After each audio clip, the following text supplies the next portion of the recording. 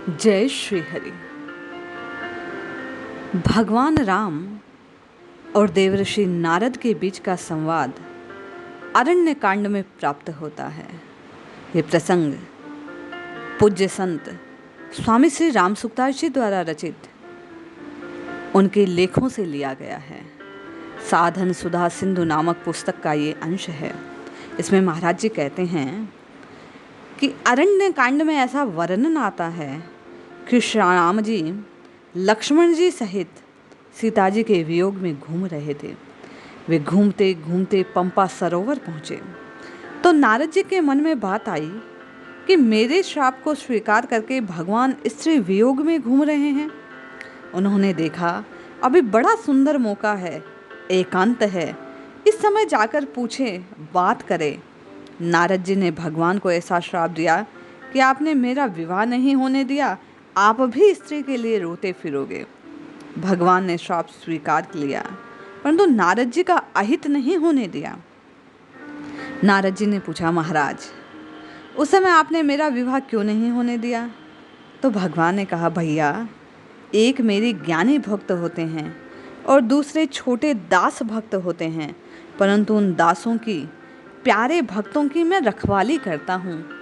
कहूँ सदा तिनके रखवाली, जिमि बालक राखहि महतारी।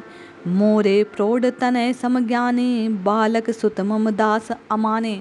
ज्ञानी भक्त बड़े बेटे हैं मेरे और अमानी भक्त दास छोटे बालक के समान है।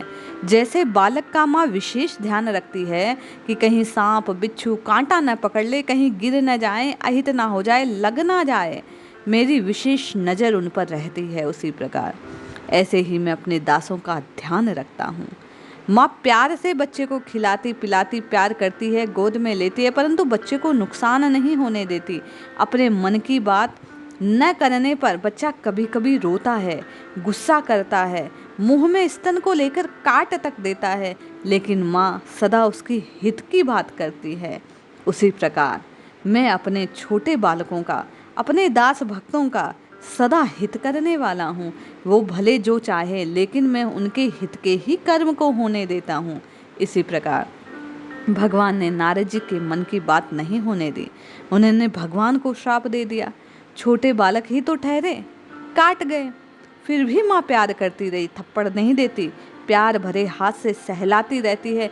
उसी प्रकार भगवान भी अपने भक्तों से प्रेम करते रहते हैं। श्राप को स्वीकार कर लिया। अब प्रभु की बात जब जानी तो उन्हें भीतर से पश्चाताप हुआ। वे बोले, मम इच्छा कह दीन दयाला।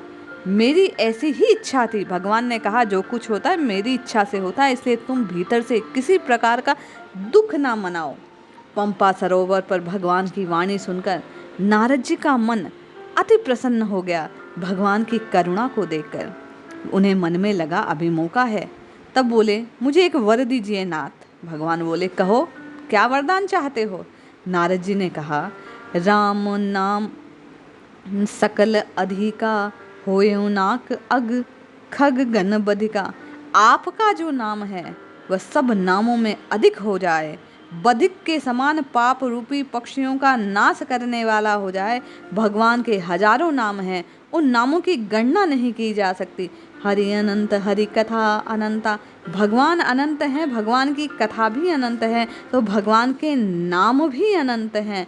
तो उनकी जो शांत भाव हैं, राम अनंत अनंत गुणाने, जन्म कर्म अनंत नामाने।